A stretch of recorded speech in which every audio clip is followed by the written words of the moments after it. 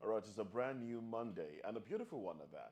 And we bring you big and interesting news from VOP this morning.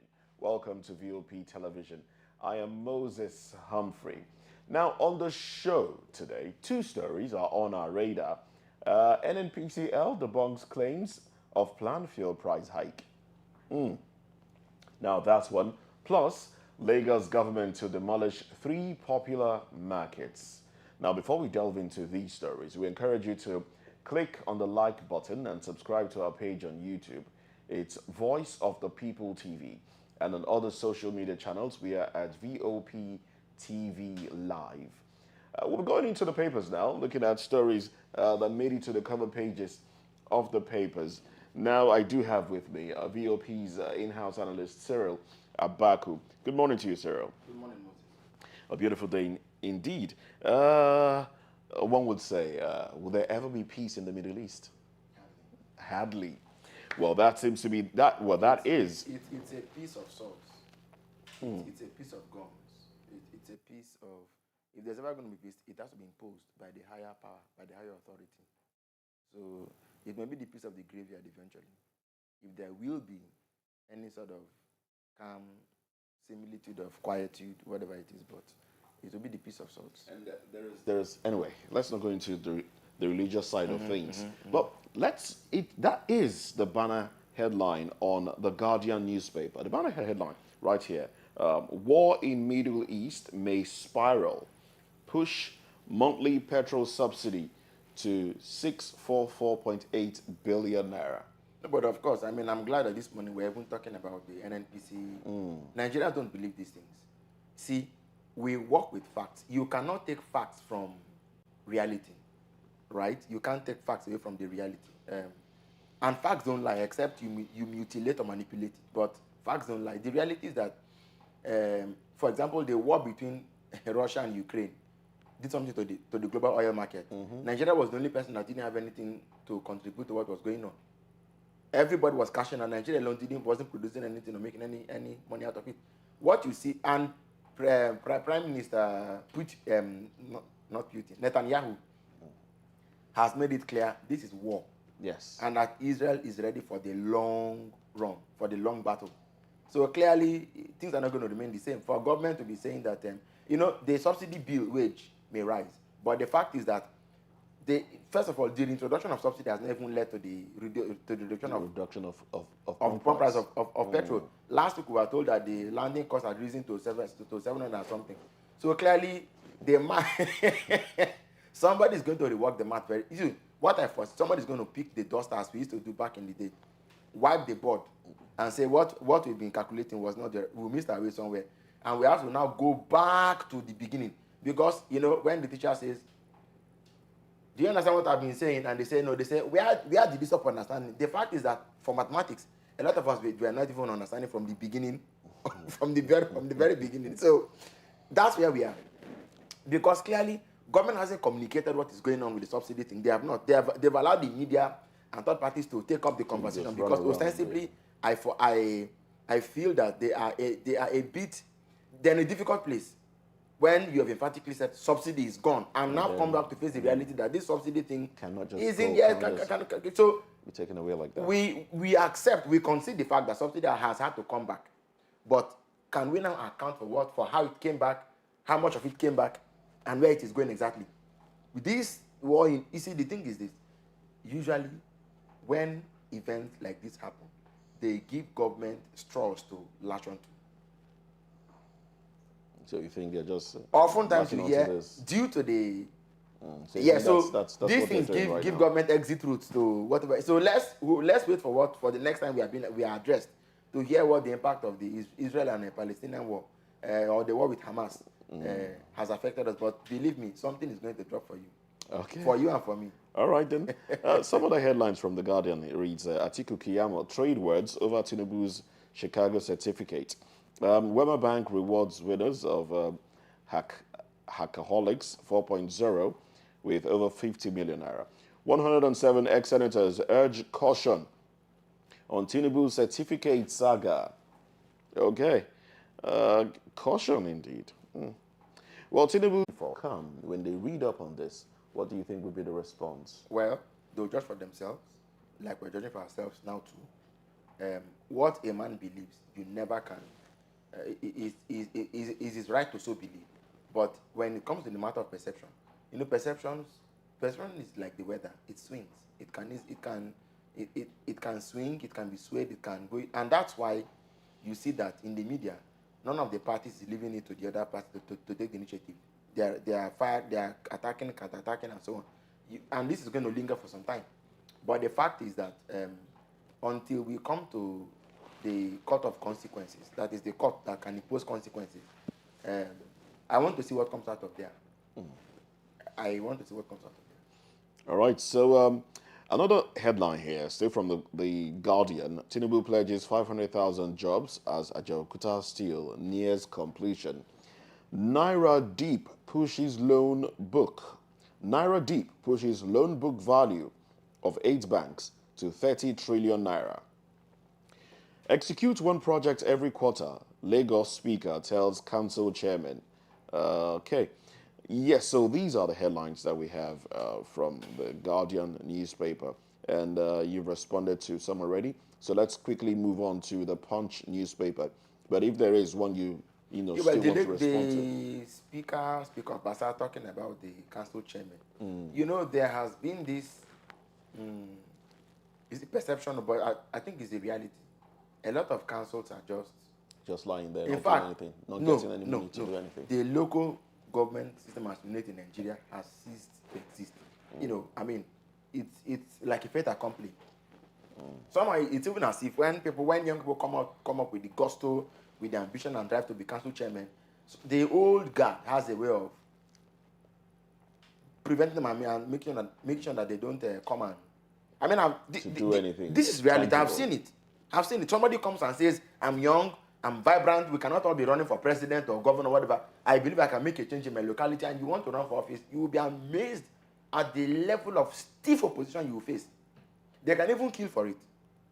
Ordinary council chairman. So in the end, when people who want to bring genuine change are pushed out, and in some cases puppets are allowed to sit on those chairs, should you be talking to the puppets or the puppeteers? That's the issue with the local council. It's like saying governor sends allocation, stakeholders just go, Bucanize, is it Bucanize or they cut it into Bucanize it. Bucanize it, and then they and go there. The council chairman cannot. You saw the story of Ijebu East while I did that some weeks ago. He is not standing trial. As grievous as those, and this is the problem.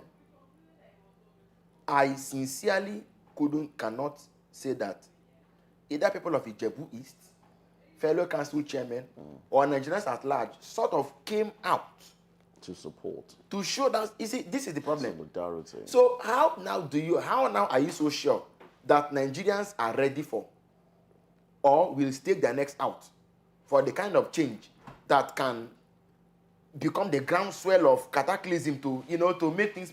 I mean, it doesn't seem. In fact, look, governors, even I can tell you that even the way we are weary of them, they're also weary of us. But we don't even know our powers. We don't even. I can. Moses, you can take this to the bank. The problem with government has gone beyond government. Did you hear? I think it was at the platform, Pastor Oyemade, that somebody, a minister complained to somebody that that government has to, and the man said, "Excuse me, sir. You are a minister in the federal cabinet, and you are saying government should." And you're saying government should do. You are a minister in the federal cabinet. So this is, whether he said it consciously, people don't realize where this country is. Civil servants. Did you see Governor former? And I'm praying for him to be frank. He has my support.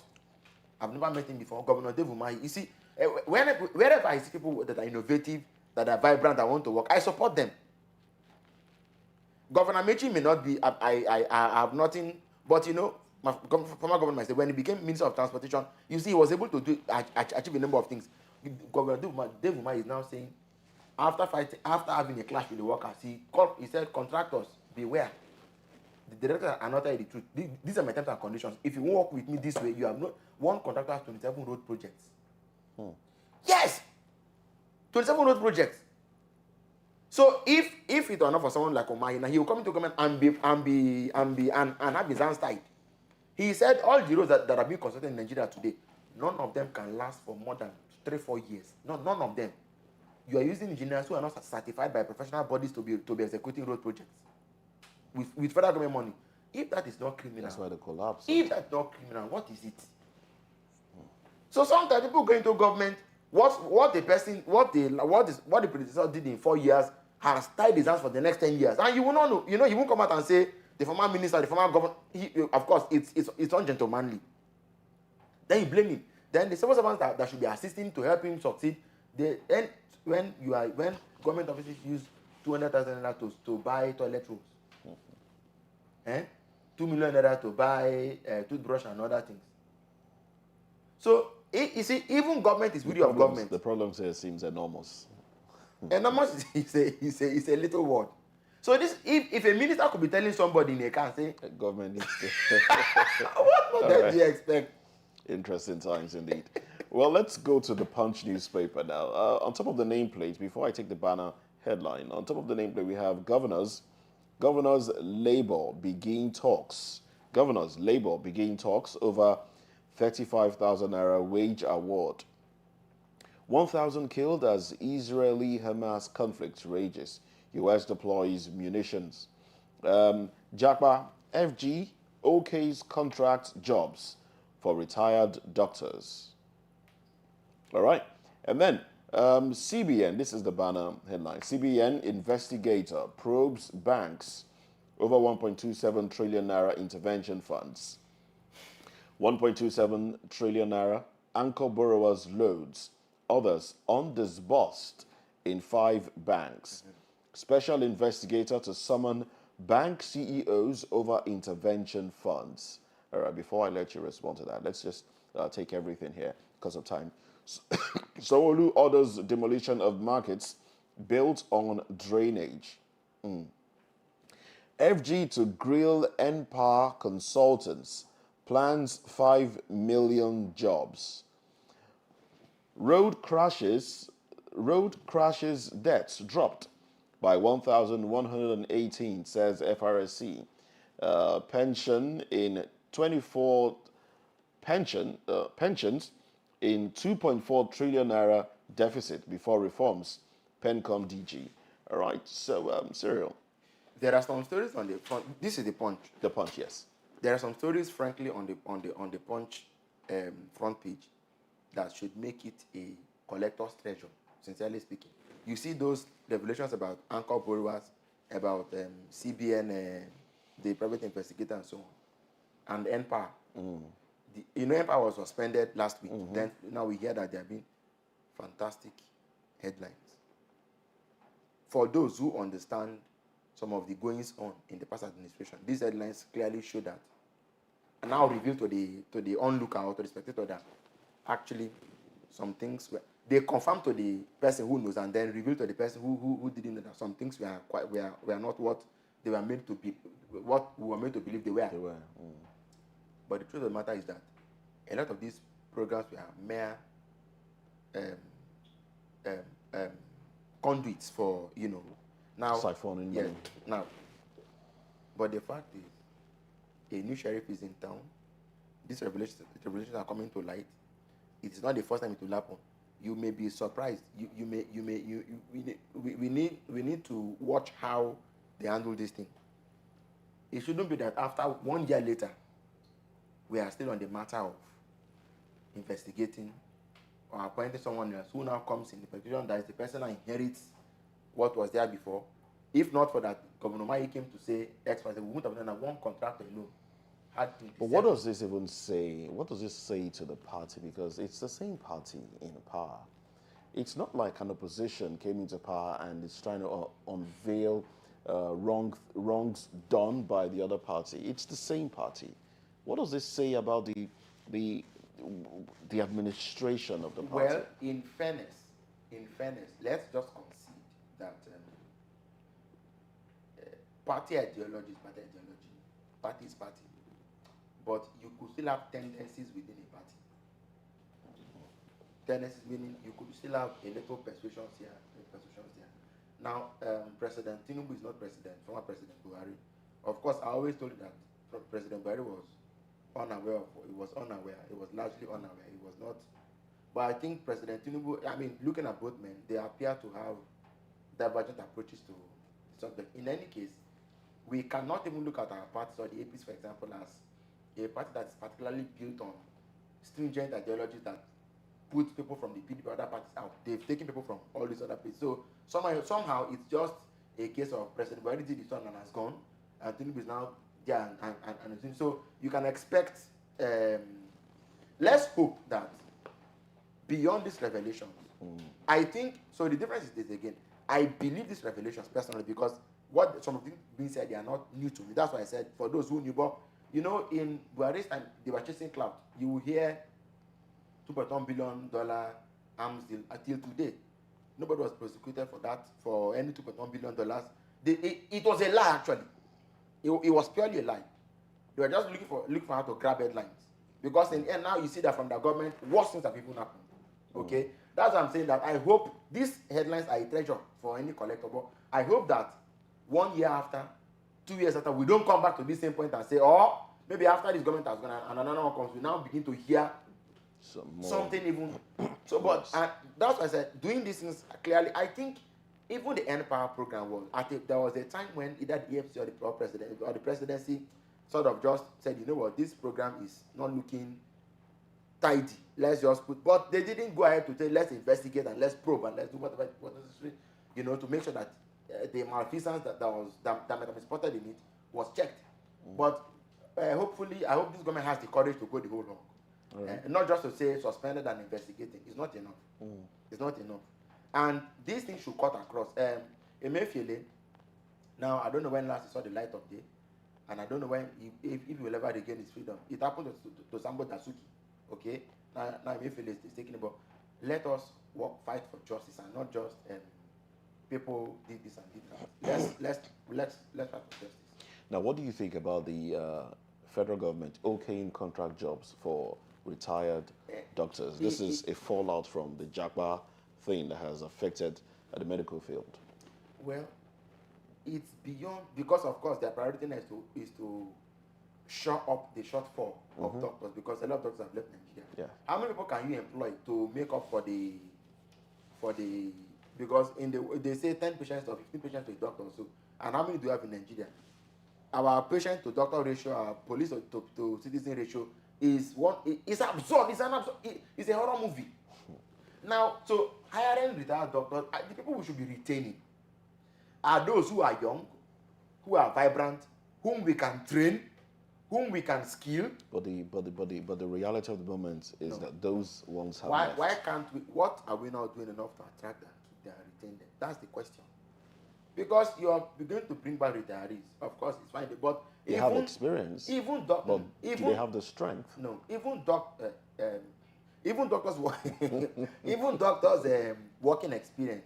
Sorry, I wanted to make a point. Working conditions. Medicine, yeah. Working conditions. Okay. So, for example, there was a debate about the house officer at the Lagos University Hospital who worked. They said he didn't work 78 hours, but so how many hours did he work?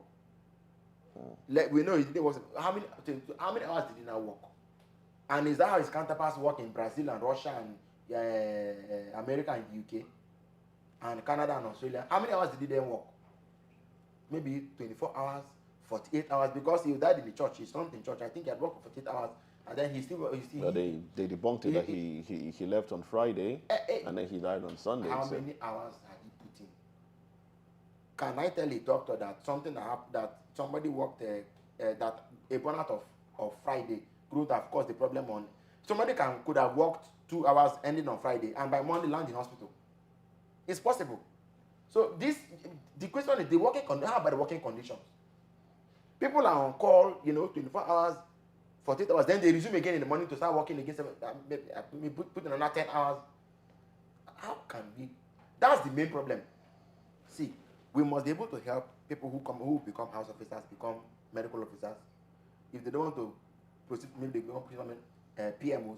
But before that, but beyond that, if they want to become residents, become senior residents, and from that become consultants, we should be talking about the future. Improve working conditions, equip the hospitals, and not to say you are going to the man who should have that man that the lady when we are going to Saudi Arabia, the lady said that this man taught her, Professor of Medicine taught her 15 years before or 10 years before, and that he was there with them at the embassy at the testing. Come on, she couldn't take it. The federal government said the test should stop, but you cannot stop people from moving, or maybe they should stop televising it. It's a shame how we cannot keep our own talent back home, because the rigors of training a Nigerian doctor and the quality of the training is part of what makes the Western countries to say we need your doctors. It's different. It's more thorough. It's more vigorous. Excuse me. It's more. So how do you invest so much in training these people? Then the next thing they put it back and say they are going. What we need to plug is the future, not the past. So that you want to give retired people contract jobs. You even spend more on that. I hope that government has thought it as maybe it's a stopgap measure, but we need to do more than that. We need to see how we can bring in private investors to come and put money down in the Nigerian healthcare sector. Along with the ancillary or the allied sector like pharmacy and local government, so that yes, this is how you make you make for synergy and for progress in the sector. It's not just enough to say retired doctors should come back to work. All right, in 1 minute, let's take your response to this other headline, still from the Punch newspaper. Governors, Labour begin talks over 35,000 naira minimum wage award. Now, we do know that some states have not even started paying the 30,000 naira. Do you think they will be able to pay this one? And why is it that Labour cannot negotiate with FG and states at the same time?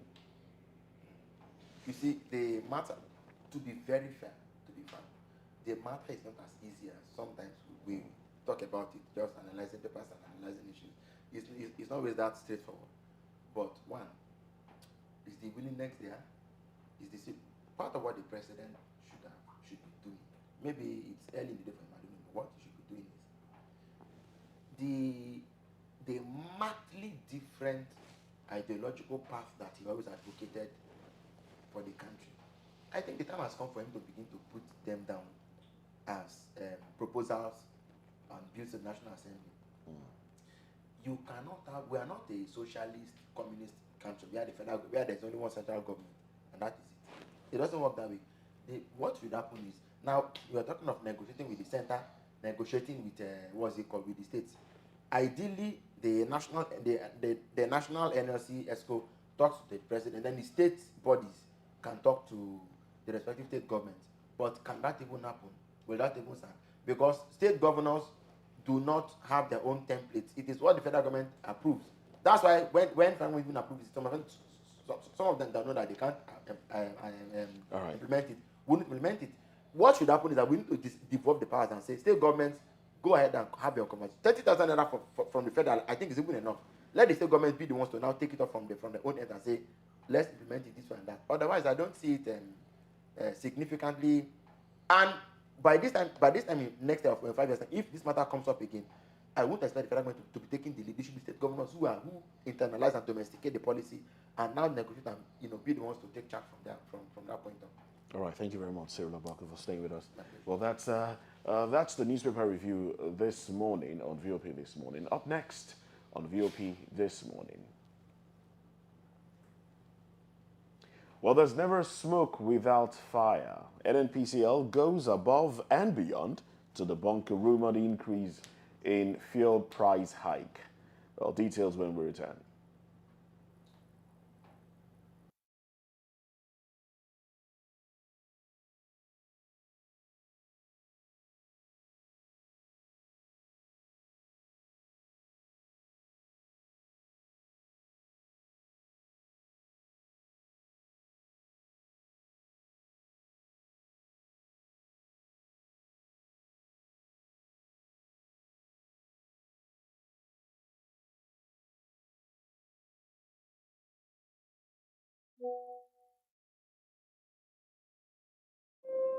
When your morning starts, make sure to look around for the right company to serve you everything you need to know about what's happening around you. That's why you need VOP this morning, because we will climb this far to give you a voice in what's going on, from news, reviews, politics and the economy, sports and even entertainment. Join us weekdays 7 a.m. to 9 a.m. right here on VOP TV.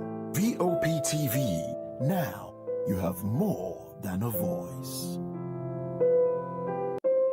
When your morning starts, make sure to look around for the right company to serve you everything you need to know about what's happening around you. That's why you need VOP this morning, because we will climb this far to give you a voice in what's going on, from news, reviews, politics and the economy, sports and even entertainment. Join us weekdays 7 a.m. to 9 a.m. right here on VOP TV.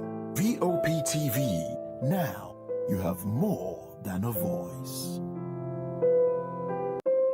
When your morning starts, make sure to look around for the right company to serve you everything you need to know about what's happening around you. That's why you need VOP this morning, because we will climb this far to give you a voice in what's going on, from news, reviews, politics and the economy, sports and even entertainment. Join us weekdays 7 a.m. to 9 a.m. right here on VOP TV. VOP TV. Now you have more than a voice. When your morning starts, make sure to look around for the right company to serve you everything you need to know about what's happening around you. That's why you need VOP this morning, because we will climb this far to give you a voice in what's going on, from news, reviews, politics and the economy, sports and even entertainment. Join us weekdays 7 a.m. to 9 a.m. right here on VOP TV. VOP TV. Now you have more than a voice. When your morning starts, make sure to look around for the right company to serve you everything you need to know about what's happening around you. That's why you need VOP this morning, because we will climb this far to give you a voice in what's going on, from news, reviews, politics and the economy, sports and even entertainment. Join us weekdays 7 a.m. to 9 a.m. right here on VOP TV. VOP TV. Now you have more than a voice.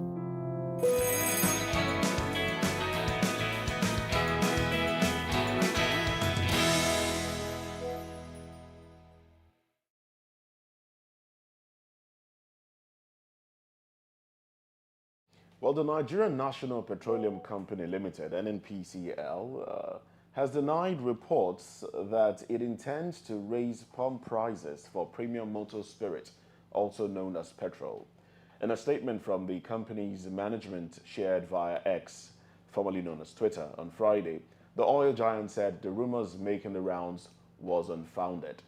Now, I quote, "Dear esteemed customers, we at NNPC Retail value your patronage, and we do not have the intention to increase our PMS pump prices as widely speculated." End quote. Well, now let's get right into this conversation at once. Joining me in the studio here to make sense of it all is Akin Fatunke, a communication consultant and also an accountant. Chartered accountant, actually. All right, and he's also a public affairs commentator. All right, so I do have John Akirile joining me virtually as well. Well, when he comes in, he will join the conversation. Well, I must say, welcome to the studio. Thank you very much, Moses. Always a pleasure. Always very refreshing to be with you and to learn my quota, to seeking for the truth. The whole truth, and nothing but the truth as we plod on in our Nigerianness as a nation. Thank you so much. All right, so now we're talking about fuel, the pump price hike. Right now, as it is, it's high enough. All right, with the removal of subsidy, Nigerians are groaning, and now there are rumors again that the price of fuel might just go up. But NNPCL is saying no, that's not true. But in times past, when we hear rumors like this, even when they are debunked, we know what happens. After a while, it comes out to be true. But what do you make of this one? Yes, Moses, as a veteran in the past 30 years of a working career in oil and gas, the downstream, as also a veteran who has always been at the middle of the ups and downs when it comes to issue of subsidy or no subsidy, labor or no labor, NNPC, liaison, then DPR, and now midstream regulatory agency, contaminated fuel, or no contaminated fuel. I decided to put all this to put a balance to my honest thoughts about this. And that is to say, Moses, there can be no smoke Without fire. There can be no fire without a match. There can be no match if there's not a hunger or demand for something that is scarce. And because it is scarce, naturally, you may not be able to get it cheap. And so, with all that background, and with all the strength, honesty that lies within me, I am afraid to say, first to myself, no matter if others don't believe, to say we are in not just for a rough ride, we are in for another season of lying,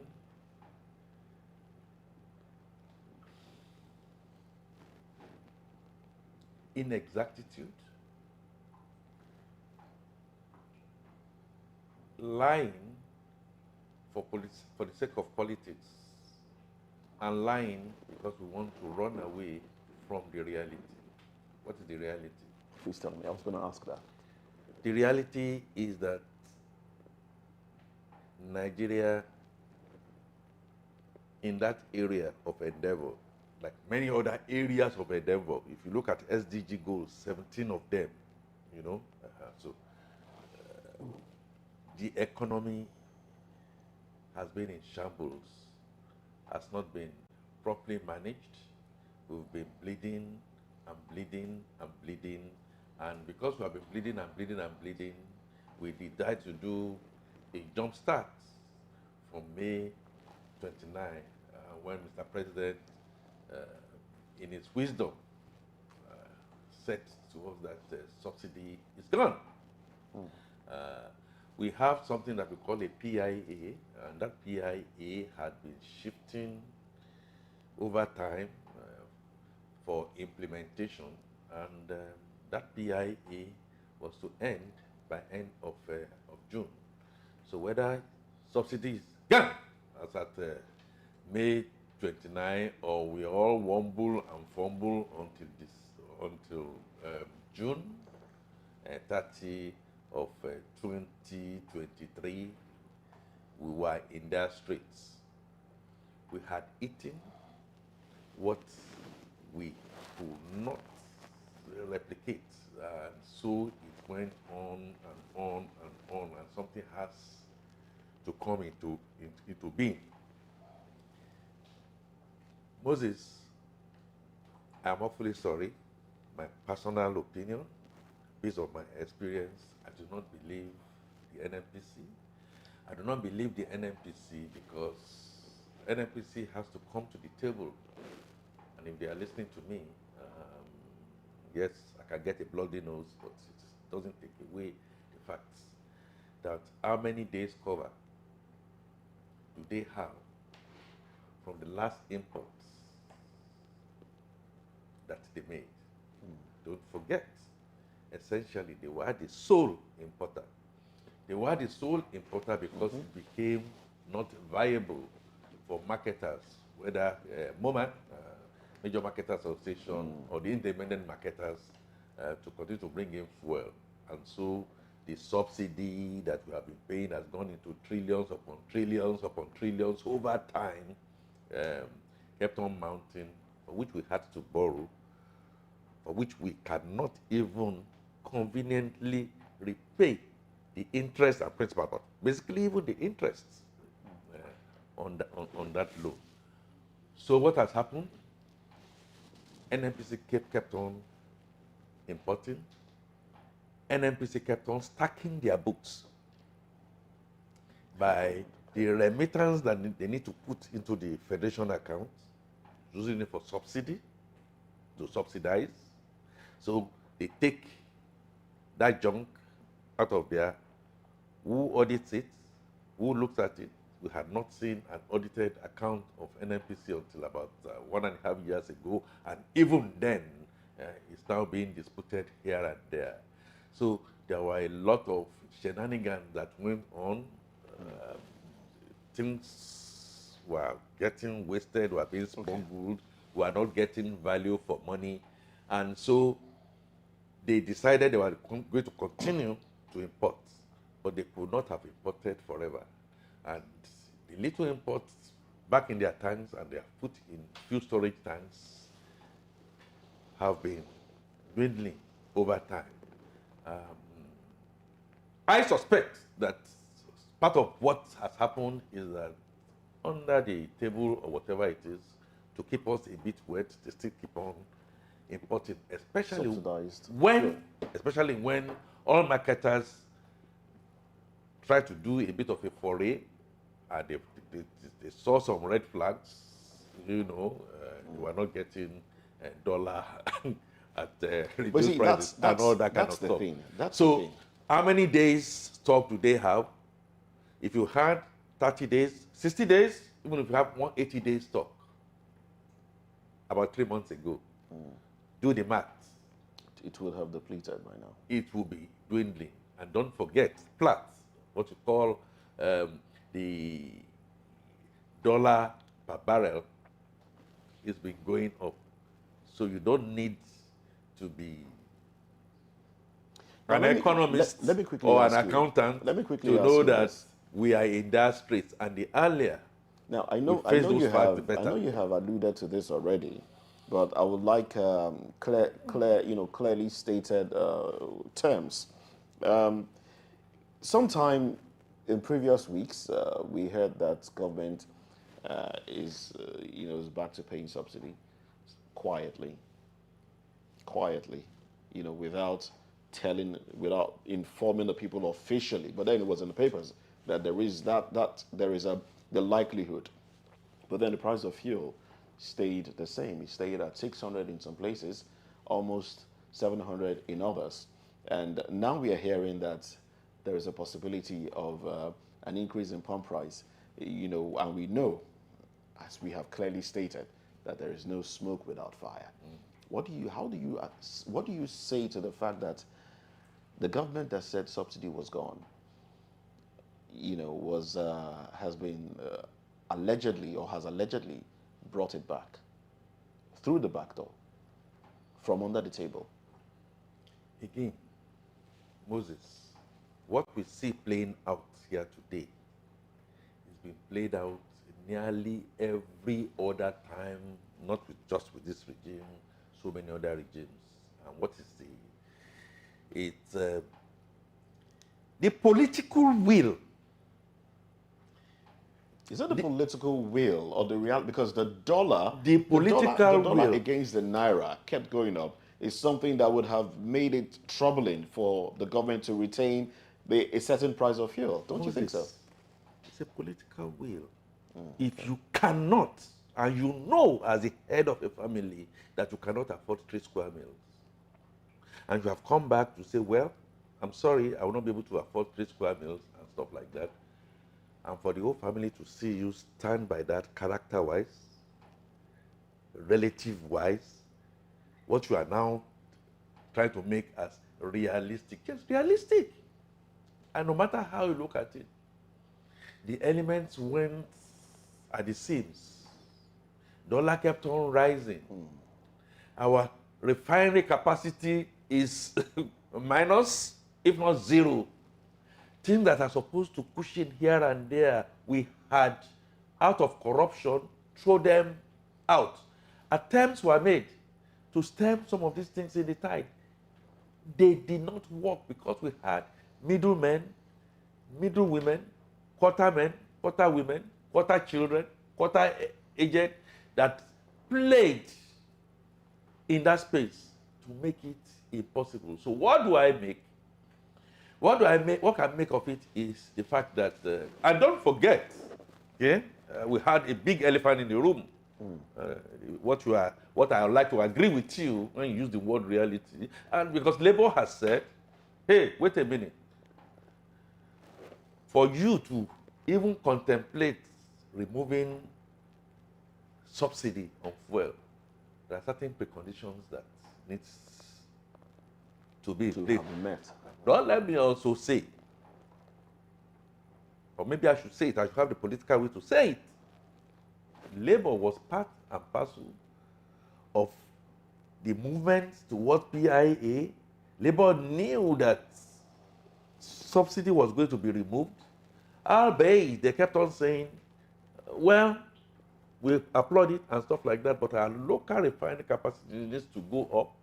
Labour is also aware, because this is a trench I have been there with, and they have labor unions everywhere, also knew that the monumental corruption that was going, that has put our refineries out of place, virtually out of function.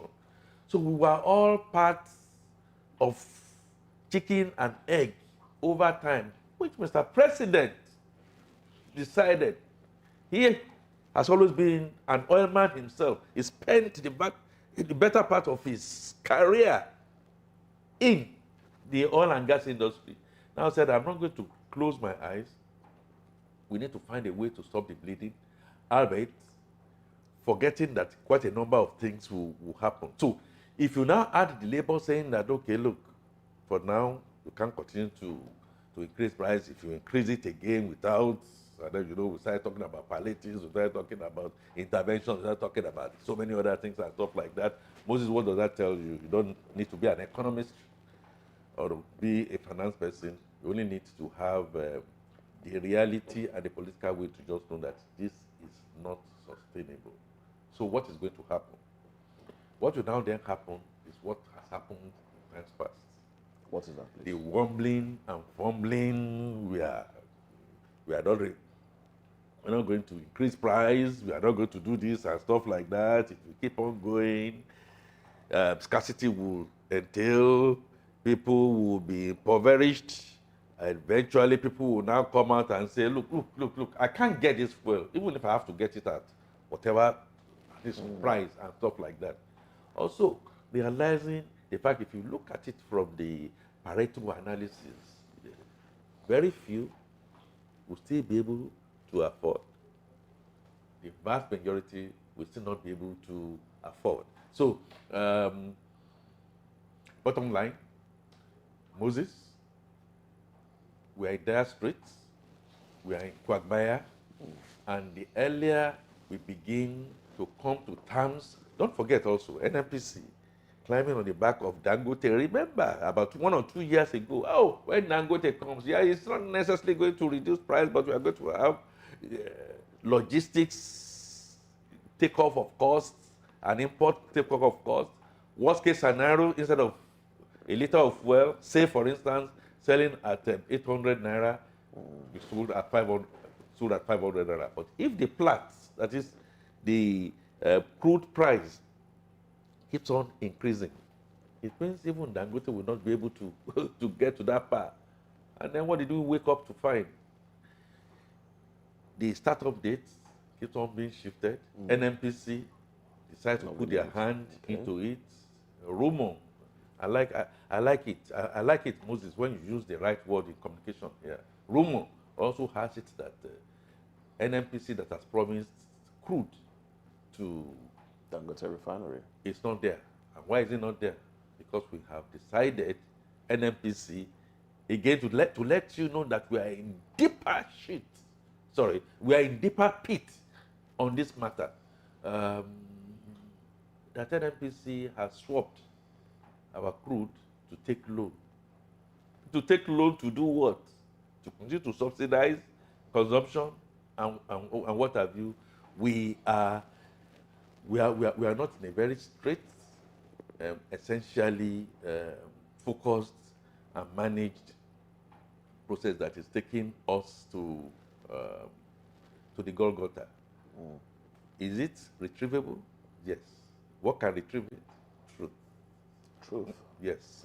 Now, before we it has a twin. It has a twin. And apart from truth, the twin to the truth is leading by example. Let everybody know that we are in this quagmire, and it's not that some people will be getting this fuel free or whatever it is. If they are going through the pains, I tell you, solution come out. Okay, I'm going to ask you a question, but before I throw this particular question, let me just ask. In response to a few things you just said, how are we even importing crude oil now, as it is? That we are importing crude oil? Yes. Why? Are you making a statement of fact, or you are also rumor? Rumor has it. Okay. Okay. Now, let me ask this. Look at that statement. Again comes, I'm happy you are asking me that. I'm not in the oil and gas, but like I said, there's no smoke without fire. So which means when you say importing fuel, we had rumor in rumor. The governor of